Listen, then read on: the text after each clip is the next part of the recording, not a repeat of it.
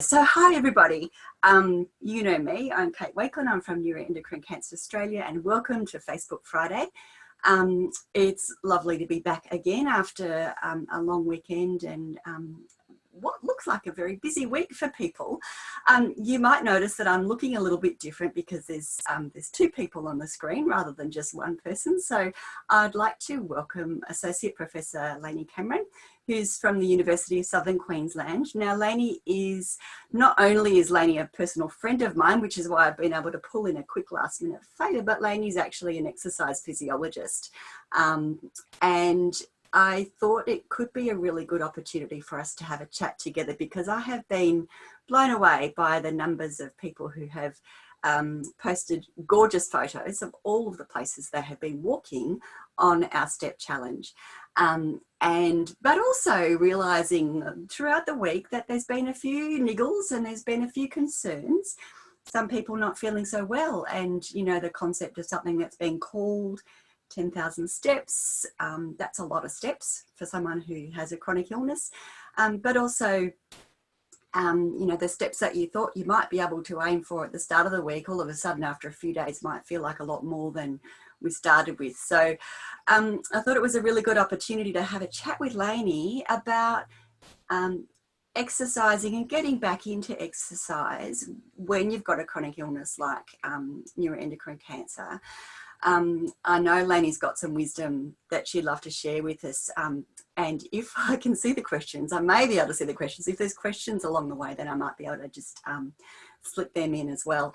And the other thing I would just say is that over the last couple of days, having planned to run this live session we're using Zoom to talk to each other, the platform fell over a few times. So if this all goes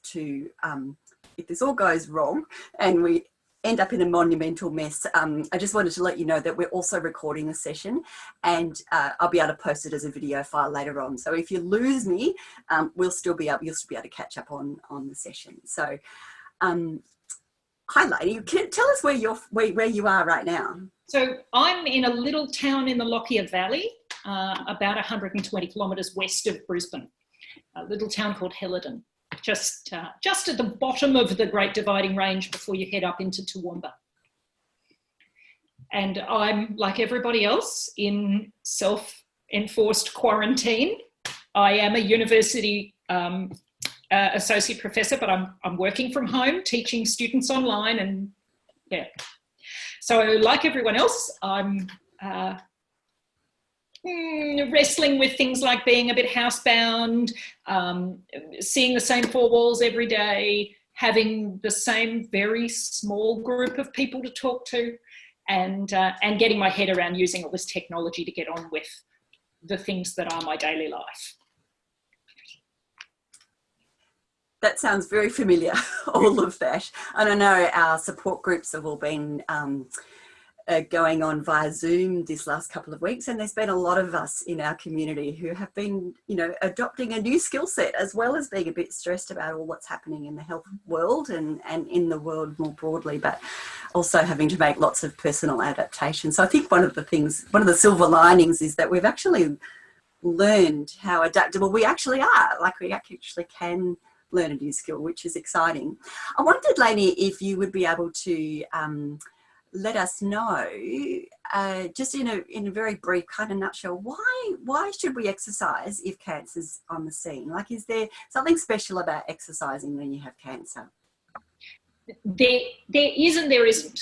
So exercise is essentially valuable for humans almost all of the time. There's really very few people who don't get a benefit out of exercising.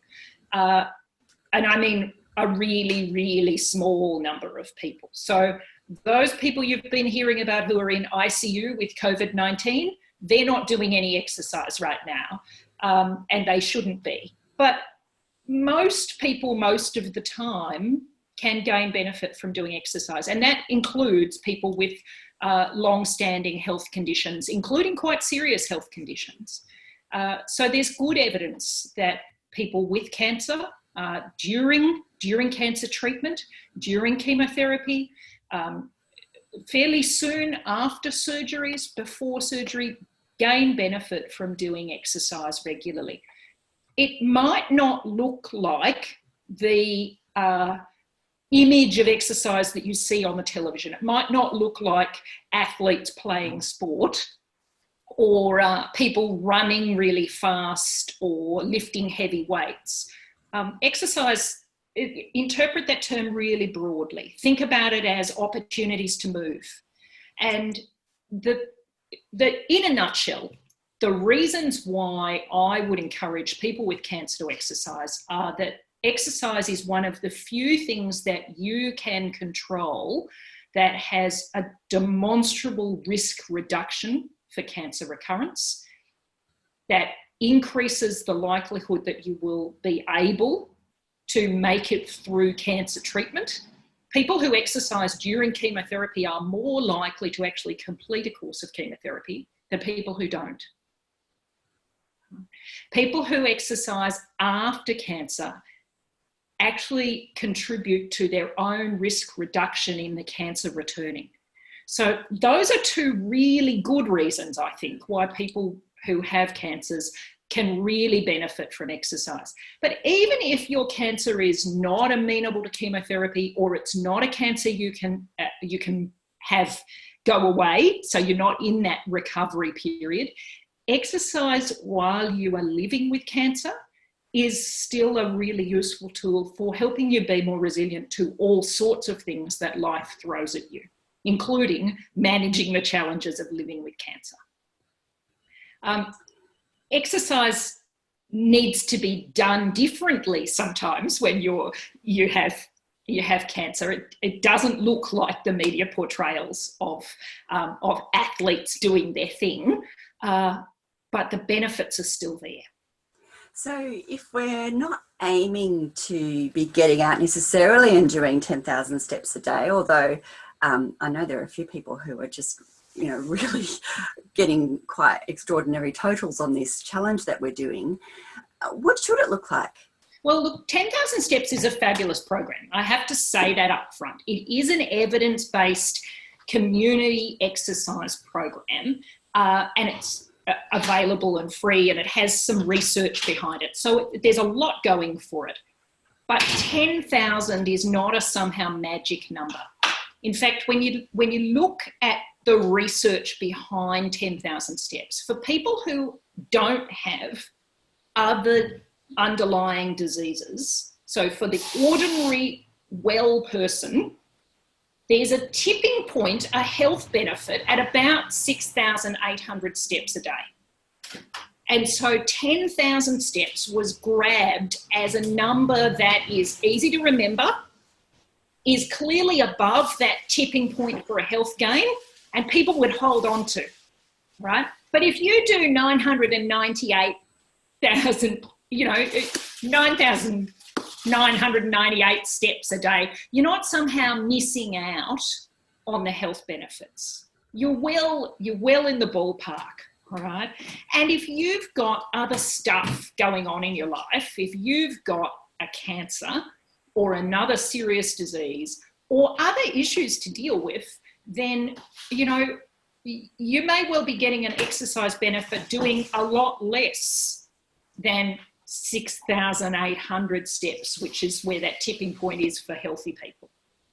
So I had a question, Lainie, and this was actually from a personal friend who I was posting on my personal Facebook wall about going for a walk and trying to do some promotions because, I'm trying to get a few people, one of the aims of the challenge is to, to increase awareness in the community about NETs, which we're always trying to do. And my friend has been unwell for a long time and said, gosh, I'd be lucky to do a lap around the house. There's no way I could take part in this this challenge because I've been so unwell that just doing a lap around the house is exhausting. A lap around the house. Yeah, tell me about what you'd say. For that person, a lap around the house is exercise. So a really useful way to think about exercise as a personal thing is that it's actually the physically hardest thing you do any day. So if the physically hardest thing you do is a lap around your house, that's your exercise. And that's what you would set for yourself as an exercise goal, is this is hard for me, but achievable, so I'll do it. There's no point setting ourselves exercise goals that aren't achievable. And so if the exercise goal longer term then is to, I guess, to hopefully increase the amount of exercise that we do, and I know this will be really individual, but how does one progress from walking to the letterbox and getting the mail and coming back inside, knowing that the disease and the treatment and everything can change all of this? But if you're sort of hoping that, I guess, at the end of the 6 weeks, you might be doing more at the end of that 6 weeks, how do you graduate? So slowly is the thing. And one of the difficulties that lots of us have with exercise is that we try and do too much too fast.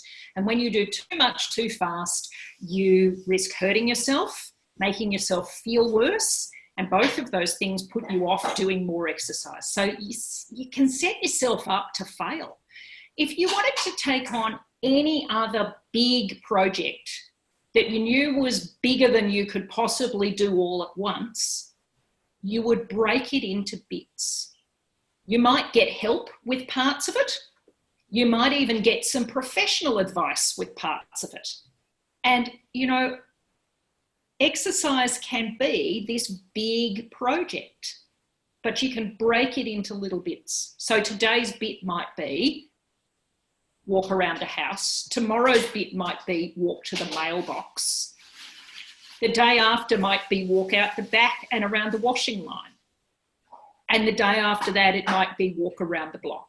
And that progress might be too fast for some people, all right?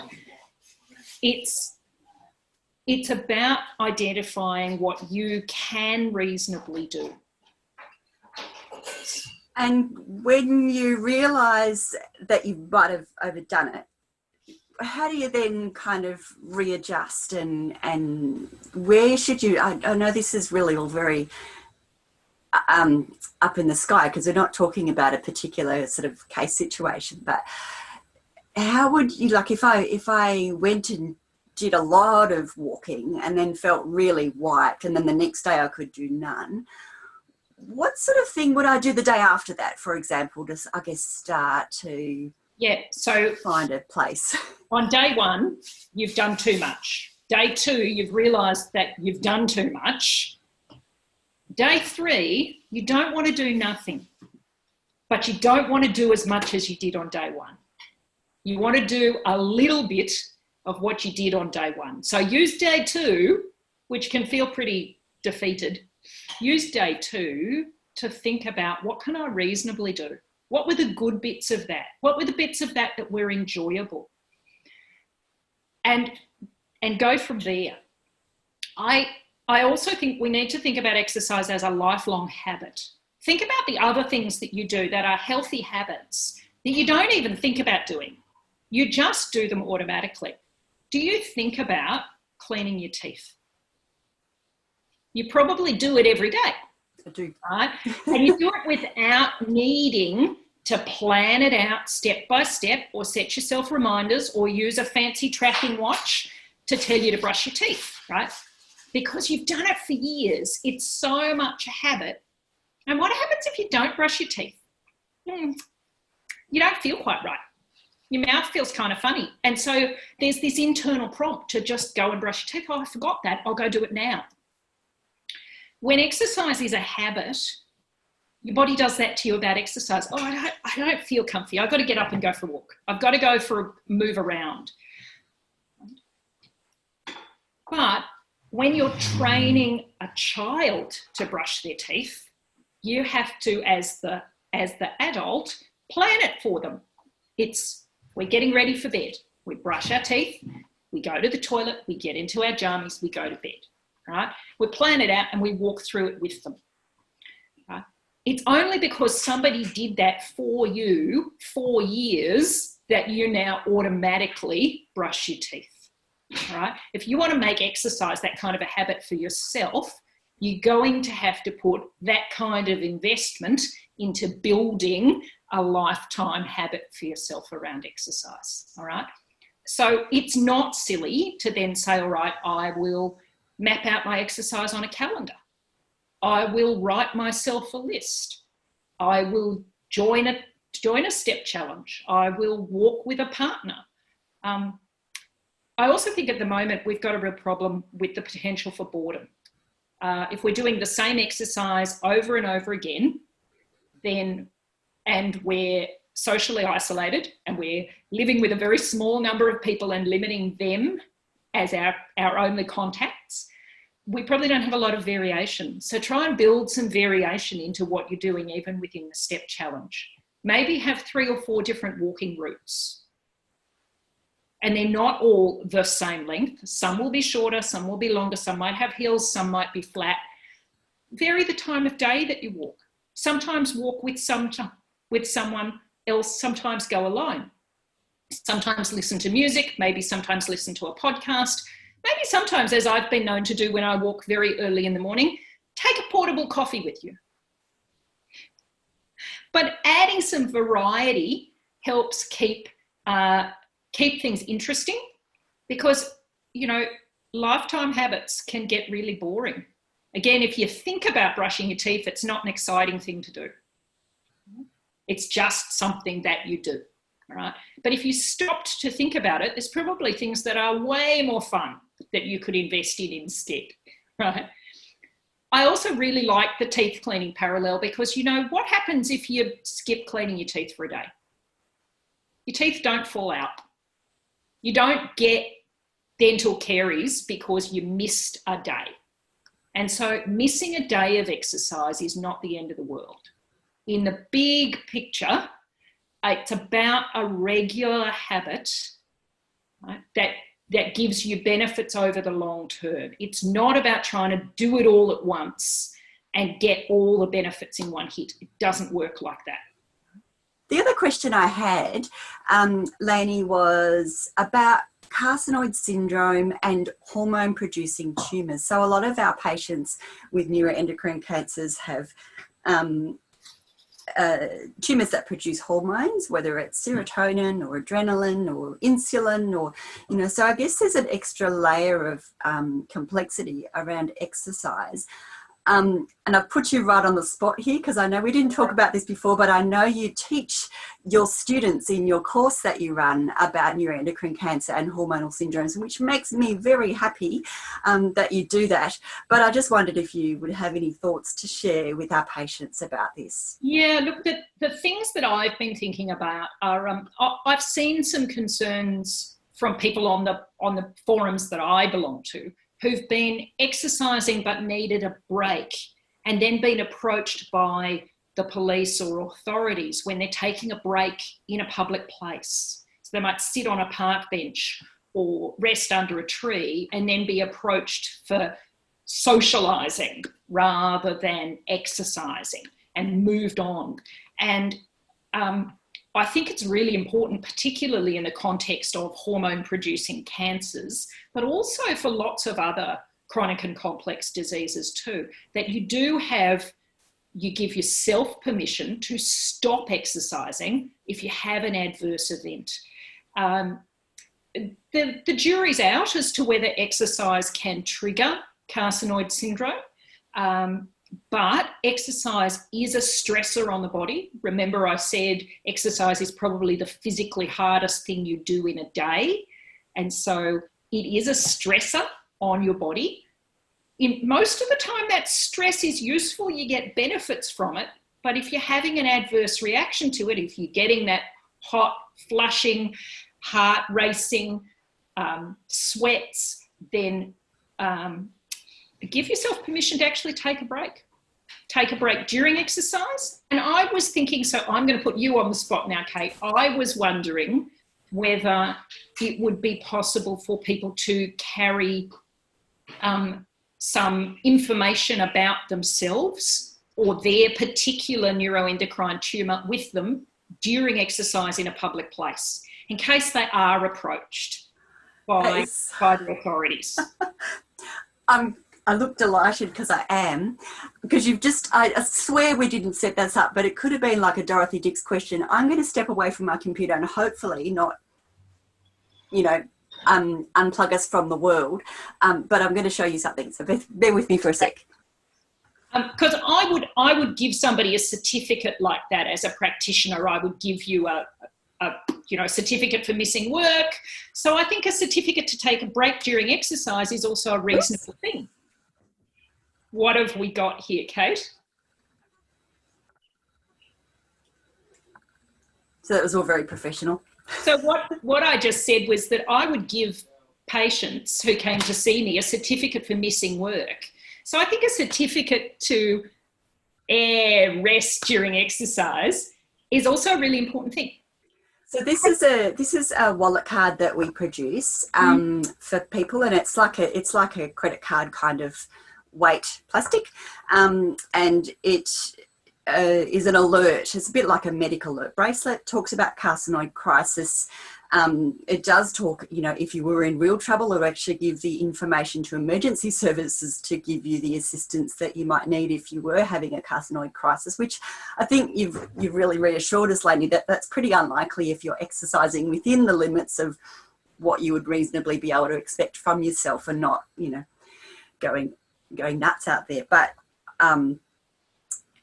this is probably the ideal thing to carry with you if you're exercising and you do get symptoms of hormones that are excreted, because then that does give you something. If you were if there was a query about why you were sitting on a park bench, I think all you'd need to do is produce this card and say, I'm at risk of carcinoid crisis. Would you like to give me some intravenous octreotide? And they'll probably, go and find some other criminal to catch. So I also think it's really sensible to exercise with someone else if you can, recognising that at the moment we do need to respect those social distancing requirements. But if it's somebody that you live with, then you're already assumed to not be maintaining social distancing within your own household. So that's probably the most sensible person to exercise outdoors with, is somebody who's from your household. And then that means if you do need help during exercise, then you've got assistance right there. But carrying the wallet card's a great idea. Oh, that's brilliant. Lainie, thank you so much for joining us today. It's been really fabulous having you along, especially at really short notice. So I'm deeply appreciative of that. You've been so generous with your time, and I know you've done a webinar with us before, and also taken part in gone to see our Brisbane support group in person. So you've been extremely generous with us, and I'm really grateful, because I think it's just a very pertinent topic at the moment as we're all isolating, but also as we're doing this step challenge. So thank you. It's been lovely. You've got my email address, so if there are questions on your chat that you want to throw around with me, just email me. We're gonna end the live session, and I'll look forward to seeing everyone's comment. Take care, everybody.